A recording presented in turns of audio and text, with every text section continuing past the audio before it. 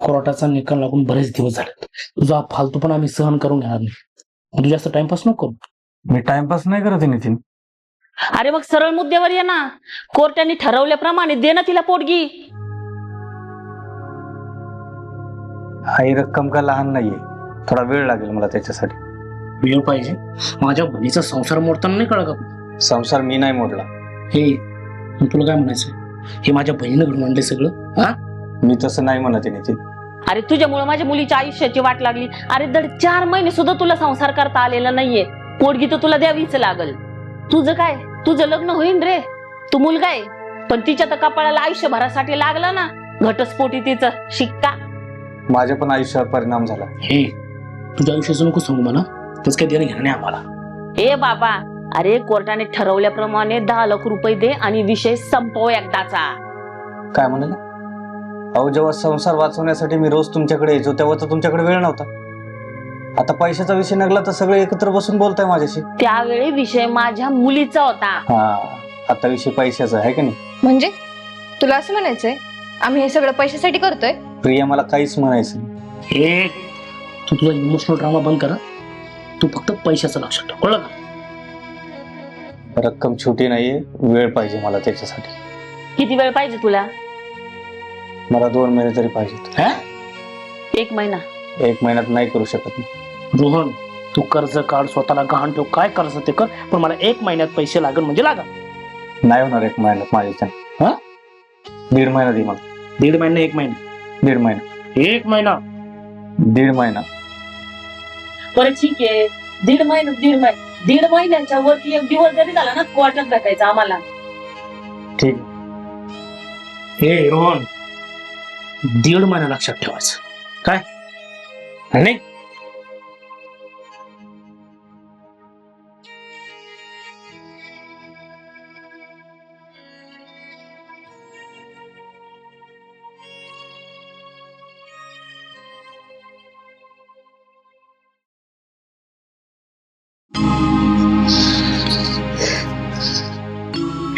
आई, हा काय पहिल्यांदा एवढे पैसे बघतोय? अरे 2 महिन्यापूर्वी रिकाम्या हाताने आला होता. आज बघ 10 लाख घेऊन आलाय. खरं सांगू आई, दादा, मला वाटलं नव्हतं एवढ्या कमी वेळेमध्ये एवढे पैसे तो जमवेल. खरंच भोळा होता बिचारा. अगं, भोळा होता म्हणून तर आपलं काम झालं. तुला सांगतो, आपल्या धंद्यातली आजपर्यंत सगळ्यात मोठी रक्कम आहे. अरे हे प्रेमात पडलेले माणसं आहे ना, प्रेमासाठी काही करायला तयार असतात.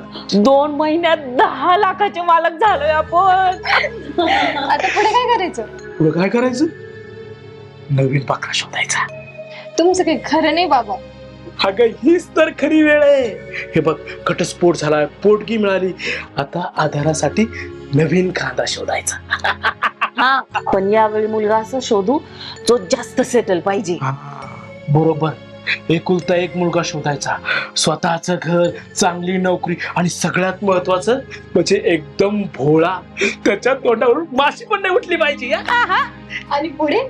मग पुढे आधी सारखा 3-4 महिने संसार करायचा आणि घरात सगळ्यांचा विश्वास जिंकायचा. हळूहळू भांडणं सुरू करायची. सासू, ननंद, नवरा सगळ्यांमध्ये. एकदम बरोबर. आणि एक दिवस घर सोडून यायचं. एकदम राईट. पोटगी वागायची. एकदम बरोबर. काही लोकांसाठी लग्न म्हणजे संसार असतो, पण तो आपल्यासाठी धंदा आहे.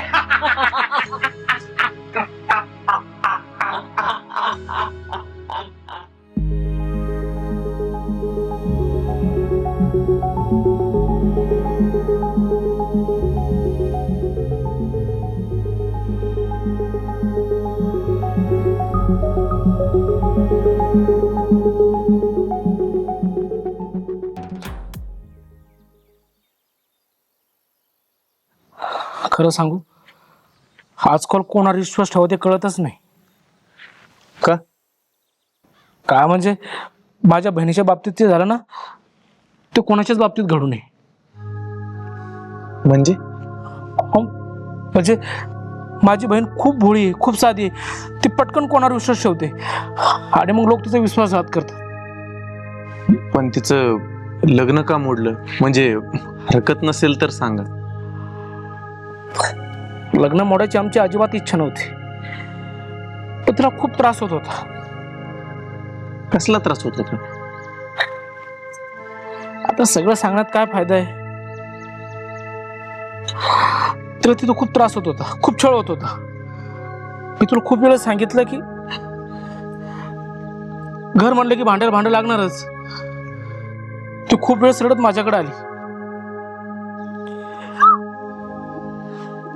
एकतर आमच्या डोक्यावर वडिलांचा हात नाही. मी आणि माझ्या आईनं कसं लहानचं मोठं केलं आमचं आम्हालाच माहित. आम्हाला वाटतं की आमच्या बहिणीचं चांगलं झालं पाहिजे. हो, तिच्या डोळ्यातलं पाणी बघवत नाही हो. मी समजू शकतो. तुम्हाला सांगतो सूरजराव, घटस्फोट आमच्यासाठी हा आनंदाचा अजिबात निर्णय नव्हता. पण आमच्या बहिणीचा जीव महत्वाचा होता म्हणून आम्ही घटस्फोट घेतला. आता परमेश्वराकडे एवढीच इच्छा आहे, तिला चांगलं घर मिळावं, तिच्यावर प्रेम करणारा नवरा मिळावा. देवानं आम्हाला उपाशी ठेवलं तरी चालेल, फक्त तिचं चांगलं झालं पाहिजे. माझी बहीण मनानं खूप चांगली हो. तुम्ही एकदा तिच्याशी बोला, म्हणजे तुम्हाला तिचा स्वभाव कळेल.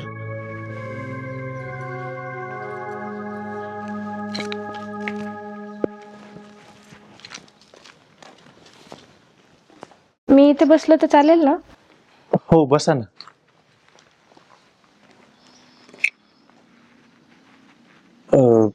तुमचा भाऊ तुमची खूप काळजी करतो असं दिसतंय.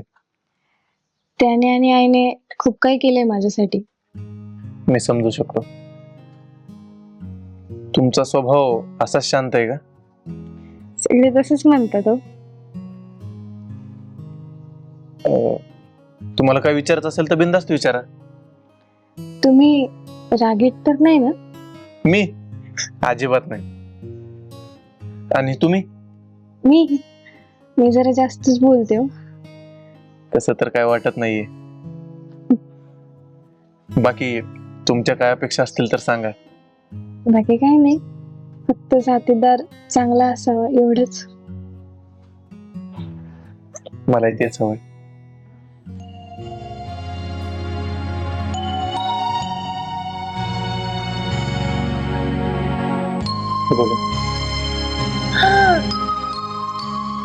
छान आहे ना? छान आहे दादा.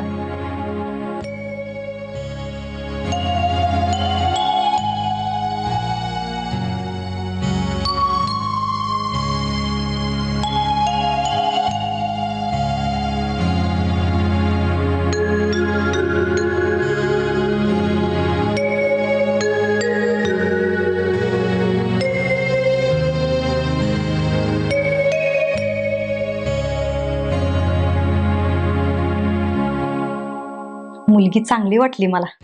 हो आई, साधी पण वाटते आणि बोलती पण किती छान ना ग. हो ना, दादाला आवडलेली दिसते. काय विचार आहे मग सूरज? मलाही आवडली आहे. मग वेळ कशाला घालवायचा? मग होकार कळूयात का? चल, ठरलं तर मग. हॅलो, हा बोला.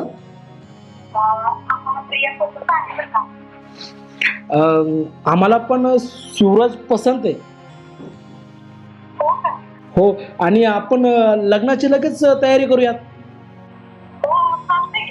चालतंय चालतंय चालतंय. ठेवू का? अरे वा वा वा. आपल्याला नवीन बाकरा मिळाला.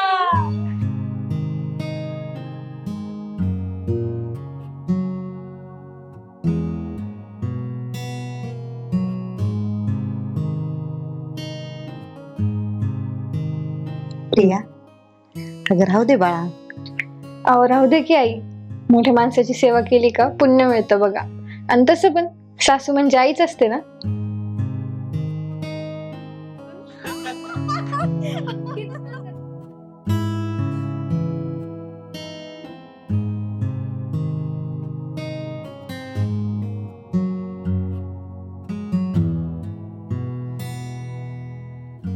आता कुठेतरी हे घर झालंय. आधी होतच की. नाही, तू आल्यापासून या घराला खरं घर पण आलंय. काहीतरी तुमचं उगाच आपलं. वहिनी दादाचं लग्न झालं आम्हाला वाटलं तो आम्हाला विसरूनच जाईन अहो. असं कसं अहो घरातल्या माणसांना कोणी विसरत असतं व्हय.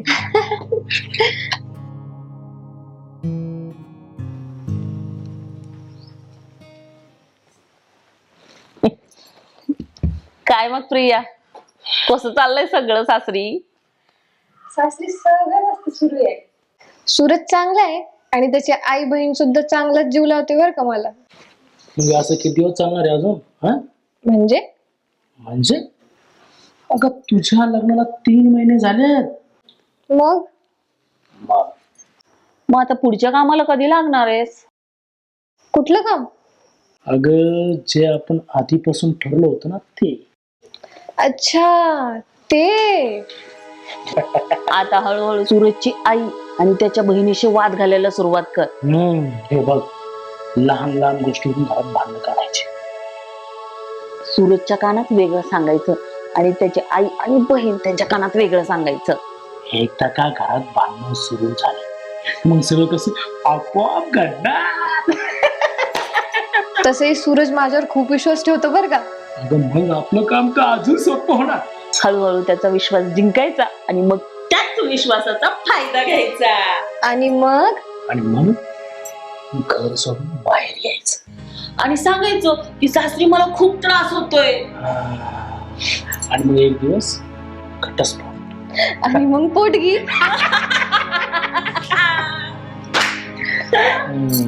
हे बघा, आपण रोहनकडून 10 लाख घेतले. आता याच्याकडून बघू किती येत आहेत ते.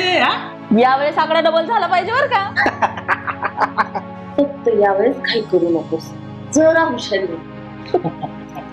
आई काळजी करू नको, यावेळेस सुद्धा काहीच चूक होणार नाही.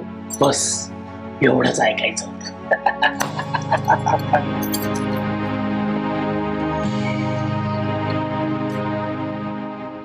अहो रागवणार नसेल तर एक विचारू का? विचार ना. तुम्हाला खरंच असं वाटतं की तुमच्या आई आणि बहिणीला मी आवडते? हा प्रश्न तुला आज अचानक कसं काय पडला? अगं मी डोळे झाकून सांगू शकतो की त्यांना तू आवडतेस. तुम्हाला तसं वाटतं? म्हणजे अहो राहू दे की, उगाच घरात वाद होतील. काय झालं नेमकं सांगशील का प्रिया? अहो जाऊ दे की, उन्हानंतर म्हणसाल की आई आणि मुलामध्ये भांडण लावून देते. तसं काही नाही. काय झालं नीट सांग. आज स्वयंपाक घरात गेले होते, त्या दोघी जणी काहीतरी बोलत होत्या. काय बोलत होत्या? मी गेले तर गप्प बसल्या. एवढंच ना, होतं कधी कधी असं. होत असेल. मग तू एवढा विचार कशाला करतेस? कारण पहिल्यांदाच नाही झालं. म्हणजे मी जेव्हा बोलायला जाते ना, तेव्हा दोघी जणी एकमेकीकडे बघतात आणि विषय बदलतात. हे बघ प्रिया, त्या दोघी तशा नाहीयेत. तू उगाच जास्त विचार करते. मला माहिती होतं तुमचा माझ्यावर विश्वास नाही बसणार. तसं काहीच नाही. जाऊ दे की, आई आहे तुमची, बहीण आहे तुमची, किती काही झालं तर तुम्ही त्यांचीच बाजू घेणार ना. माझं काय, मी तर आज आले ना. हे बघ, मी कोणाचीच बाजू घेत नाही. माहितीये मला, म्हणूनच तर गप्प राहते मी. त्या दोघींपैकी कुणी काय बोललं का तुला? डायरेक्ट तर कुणीच काही बोललं नाही. मग कधी कधी शब्दांशिवाय पण गोष्टी समजतात. मी खूप प्रयत्न करते सगळ्यांना आपलं करण्याचा, पण त्यांना तसं नाही वाटत. ठीक आहे, तू काय काळजी करू नको, मी बोलतो आहे सोबत. अहो राहू द्या, त्यांना वाटेल की मी तुमचे कान भरते. पण एखाद्या गोष्टीचा जर तुला त्रास होत असेल ना, तर ती गोष्ट मला माहित असायला पाहिजे. बघा तुम्हाला कसं वाटतं तर.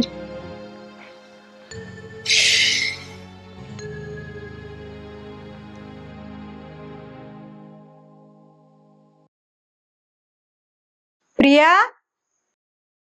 ए प्रिया. काय आई? अगं इकडे येतेस का जरा? मला भाजी चिरायला मदत कर. मी बिझी आहे. अगं 5 मिनिटाच तर काम आहे. या घरात सगळी कामं माझ्याकडूनच करून घ्यायची असतात का?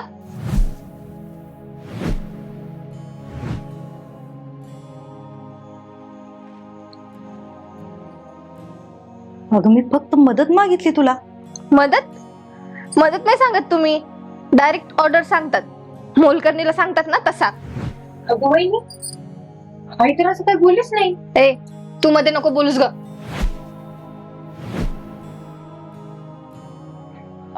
अगं मी फक्त तुला समजावत होते. मला समजवण्याची गरज नाहीये. मी काही चमच्यानं दूध नाही पित.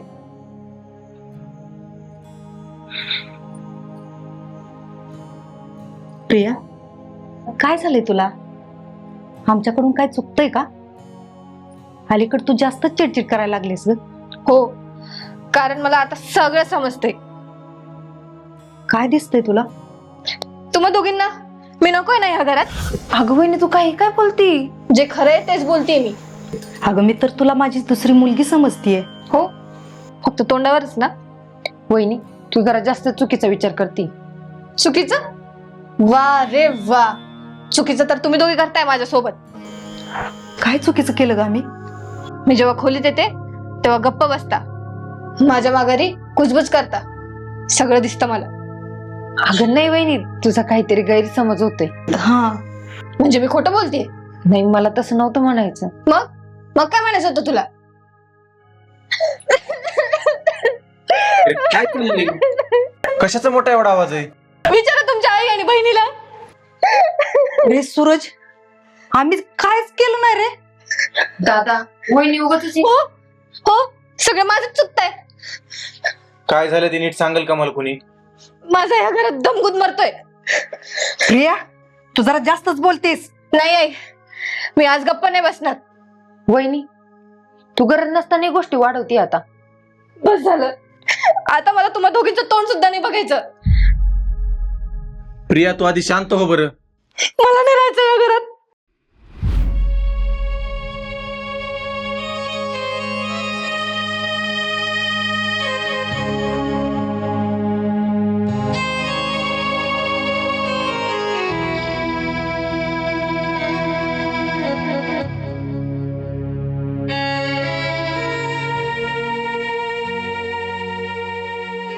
कधी येतो हा माणूस?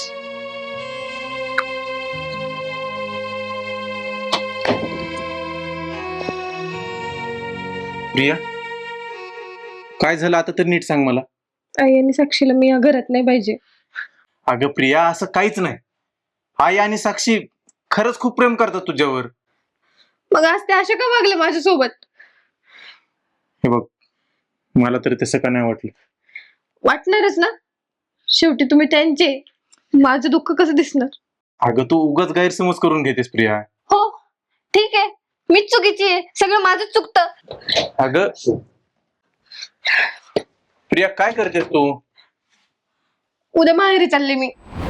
काय? अगं छोटस भांडण झालं म्हणून कोणी घर सोडून जाते का? छोटस भांडण नाहीये सूरज, हे खूप दिवसांपासून सहन करतेय मी. आता तुम्हीच ठरवा, एकतर या घरात मी राहीन, नाहीतर तुमची आई आणि बहीण. प्रिया, हो, आता लगेच निर्णय घ्या. उद्या सकाळी जाणार आहे मी.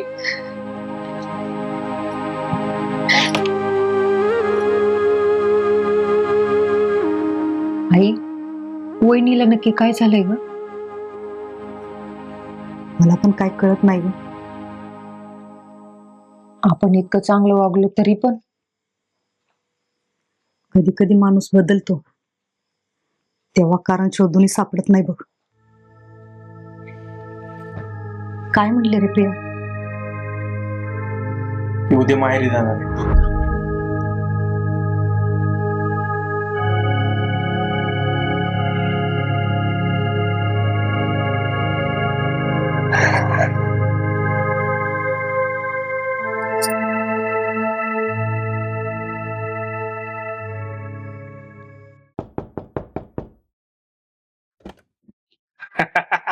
या मॅडम या. आई, बघितलं का कोण आलंय? आपल्या कंपनीची मालकीन. मग काय म्हणतात सूरजराव? आता त्या बिचाऱ्याकडे बघूला पण जात नाही. अरे आता काही दिवस थांबू, नेहमी सारखंच सासरच्यांवर आरोप, घटस्फोट आणि मग पोटगी. म्हणजे आता सूरजची वेळ आली तर चला या या या या बॅग घेतो मॅडम तुमची, चला. सूरज काय म्हणले रे प्रिया? तिला यायचं नाही. यायचं नाही? दादा तू वहिनीला फोन केला होता का? अगं केला होता, पण ती नीट बोलतच नाही.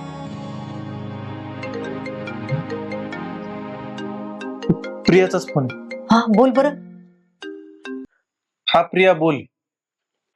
सूरजने निर्णय घेतलाय. कसला निर्णय?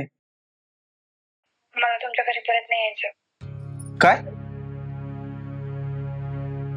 अगं काय बोलते तू? जे खरं आहे ते आहे. हे बघ प्रिया, छोट्याशा भांडणावरून कोणी घर मोडतं का? हा छोटा वाद नाहीये सूरज. मग काय हवंय तुला? घटस्फोट. काय? प्रिया, थोडा विचार करून बोल तू. मी विचार करूनच बोलते. अगं प्रिया, आपण बसून बोलू. आता बोलण्यात काहीच अर्थ नाही राहिलेला आहे सूरज. म्हणजे हा तुझा शेवटचा निर्णय आहे का? हो. अरे एवढ्याशा छोट्याशा गोष्टीवरून अशी कशी बोलू शकते? एवढ्या लवकर घटस्फोट? मला तर काहीच कळत नाही.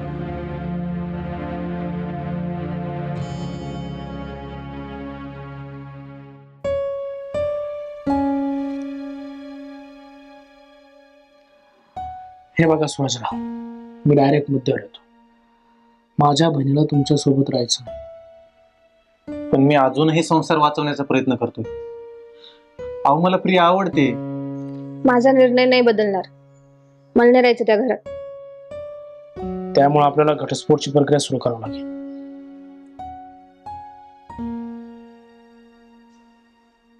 ठीक आहे, पण इतक्या लवकर का निर्णय घेतला हा? लवकर? अहो किती सहन केलं माझ्या बहिणीनं. अहो माझी बहीण तुमच्या घरात कशी राहिली हाच प्रश्न पडतोय मला. असं काय सहन केलं तिने? काय सहन केलं? तुमच्या घरात तिला पाय पुसणीची सुद्धा किंमत नाही. खोटं बोलताय तुम्ही. माझी आई आणि बहीण माझ्यापेक्षा जास्त जीव लावायचे तिला. प्रत्येक वेळी मुलीच खोट्या नसतात सूरजराव. हे बघा, आधी माझ्या बहिणीच्या आयुष्याचा खेळ झाला होता. आम्ही तुम्हाला लग्नाच्या आधी सगळं सांगितलं होतं, पुन्हा तेच होतंय. तिथं लग्न करायला तयारच नव्हती, पण आम्ही स्वतः तिला बळजबरी तयार केलं आणि विहिरीत ढकललं. पण मी कधीच वाईट वागलो नाही तिच्यासोबत. वाईट वागला नाही, मग संसार का टिकत नाही तुमचा? हा, हे बघा, तुम्हाला त्याची किंमत द्यावीच लागेल. म्हणजे माझ्या बहिणीच्या भविष्यासाठी तुम्हाला 20 लाख रुपये द्यावे लागतील. 20 लाख? अरे खूप कमी मागितलेत मी 20 लाख. अहो खूप जास्त रक्कम आहे ही. हे बघा, त्या रकमेपेक्षा माझ्या बहिणीचं आयुष्य फार महत्वाचं. अरे तिला आयुष्यभर एकटं राहायचं, त्याचं काय? नितीनराव, मी एवढे पैसे कुठून आणू? तो तुमचा प्रश्न आहे, मला नाही सांगायचं. आम्हाला आमच्या मुलीचं पुढचं आयुष्य उभं करायचंय त्या पैशांवर. ठीक आहे, पण मला थोडा वेळ दे. वेळ भेटल, पण पैसे कमी नाही.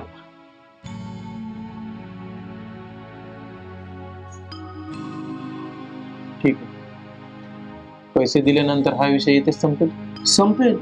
आम्हाला पण पुढे जायचंय.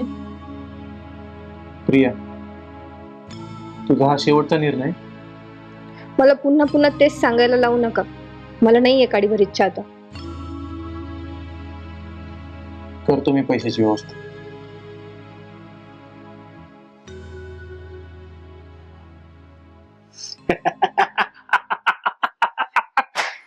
आई, हा पण तयार झाला. अरे मला तर वाटतं हा बकरा काय अंगलूट येतो का काय. खरं तर मला पण हेच वाटलं होतं पहिलं, पण शेवटी हा पण बाकीच्यांसारखाच निघाला. म्हणजे आता 20 लाख. रोहन कडून 10, सूरज कडून 20 लाख. मी ते देव आपल्यावर लयच प्रसन्न आहे. आता फक्त पैसा हातात यायचा बाकी आहे. मग पुढचा टप्पा म्हणजे पुन्हा लग्न. तोच तर विषय.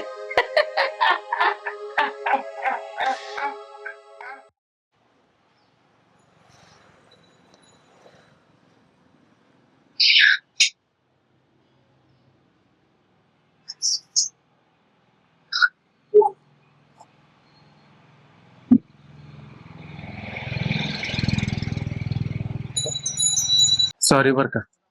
काय नाही हो, चूक माझीच आहे. बर काय झालं एवढं टेन्शन मध्ये काय तुम्ही? काही नाही, चहा घ्यायचा का आपण? बरं या चला चहा घ्या.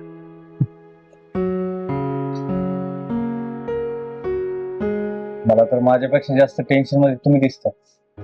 अहो टेन्शन तर असणारच नाही. दिवस होतोय माझा आणि बायको 20 लाख रुपये पोटगी मागते. ते आजकालच्या मुलींना काय झालं तेच कळत नाही. माझं बी आता 6 महिने झाला डिवोर्स झाला. मी पण 10 लाख रुपये पोटगी दिली बायको. अवघड आहे.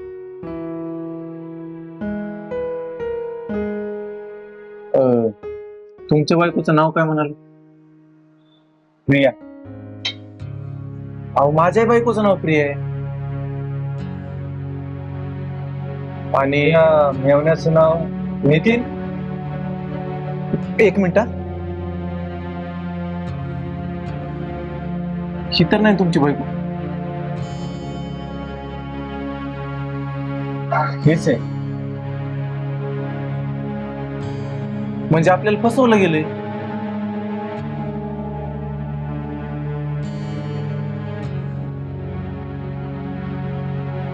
म्हणजे त्यांनी आधी माझ्यासोबत लग्नाचं नाटक केलं, माझ्याकडनं पैसे हडपले आणि आता तुम्हाला फसवलं. अशा किती जणांना फसवलं असेल यांनी? माहित नाही. कुणाकडून 5 लाख, तुमच्याकडून 10 लाख, आता माझ्याकडून 20 लाख. आणि माझा डिवोर्स झाला की अजून नवीन बकरा. पण इथे यांचा शेवट असला पाहिजे. पण आपण काय करणार आता आणि करू काय शकतो? करू आपण काहीतरी. आपण मी आत्ताच 20 लाख द्यायचं कबूल करून आलोय. काय करणार आहे आपण? तुम्ही एक कॉल करा, त्यांना सांगा आजच्या आत पैसे न्यायला या म्हणून. ठीक, तसंच करतो.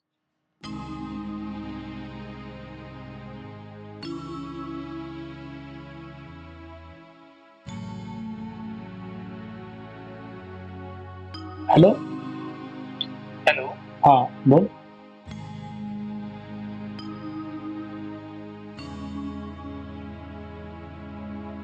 हा नितीन, मी 20 लाख रुपये द्यायला तयार आहे. वा वा वा वा, चांगला निर्णय घेतला तू. तुम्ही पण मोकळे, आम्ही पण मोकळे. मग उद्या येतो पैसे घ्यायला. उद्या कशाला? मी व्यवस्था केली. आत्ताच येऊन घेऊन जा. आत्ता? हो आत्ताच. ठीक आहे, येतो मग. हो या. ओके ओके, ठेव. हो. बघितलंस, शेवटी हा पण तयारच झाला. तुला माहिती आहे का, थोडस दबाव टाकला की लोक लगेच तयार होतात. रोहनच्या वेळी 10 लाख आणि आता 20 लाख. आता तर दुप्पट फायदा होतोय. आता काय करायचं, काही दिवस शांत राहायचं आणि मग पुढं स्थळ बघायचं. अरे मग किती सहज बसतात ना. अरे म्हणून तर आपलं दुकान चालतंय.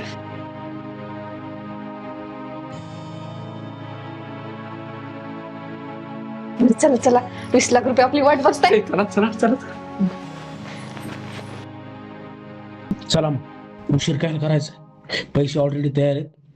बाकीचं आपण सगळं ना 2 दिवसात उरकून टाकू, नाही का? चला चला पटकन चला.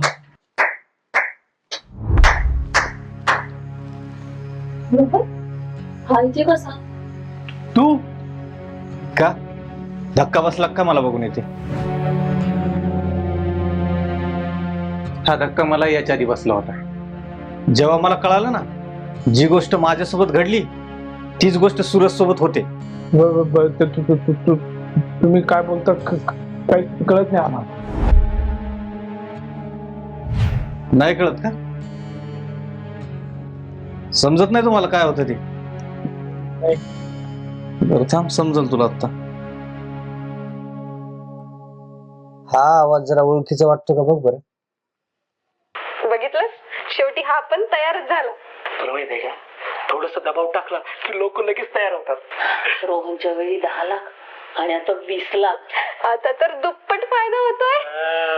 अरे लोक किती सहज बसतात ना. अरे म्हणून तर आपलं दुकान चालतंय. वहिनी, अगं आम्ही किती विश्वास ठेवला होता तुझ्यावर. तू मात्र आमच्यावर खोटे आरोप केलेस. अगं तुला तर मी माझी मुलगी समजली होती. प्रिया, तुझ्यावर जीवापाड विश्वास ठेवला होता ग. माफ कर, आमच्याकडून चूक झाली. वाटलंच हे पैसे पण तुम्हाला राहू दे. पण आम्हाला माफ कर. चूक झाली? चूक एकदा होते, पण तुम्ही जे करत होता ना, ही चूक नाही, ही सवय आहे तुमची. आमच्यासारख्या भोळ्या बाबड्या लोकांना फसवायची. प्रिया, तुला संसार करायचा असता ना खरंच, तर आजही हे घर तुझंच असतं. अहो, माफ करा. प्रिया, माफीने प्रत्येक जखम भरत नाही. तुमच्यासारख्या लोकांनी ना लग्नासारख्या पवित्र नात्याचा धंदा करून ठेवला. पण लक्षात ठेवा, खोटेपणावर उभा केलेलं नातं आणि फसवणुकीवर उभा केलेला संसार फार काळ टिकत नाही. आणि सरकारने हे जे कायदे बनवलेत ना, ते संरक्षणासाठी, कुणावर सूड उगवण्यासाठी, कुणाचा राग काढण्यासाठी नाही. तुमच्यासारख्या लोकांमुळे ना, जे समाजात खरंच पीडित लोक आहेत त्यांच्यावरचा विश्वास उठतो.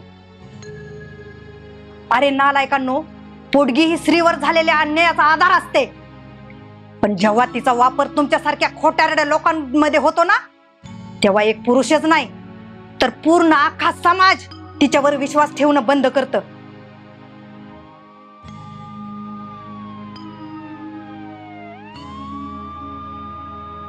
चला उठा, खडी फोडायला निघा आता. धन्यवाद रोहनराव, तुमच्यामुळे मी वाचले. आणि फक्त मीच नाही, इथून पुढे हे ज्यांचे बळी घेणार होते ना, ते सगळे तरुण वाचले. चला, वाट बघतेत पाहुणे. चला चल. अरे चल.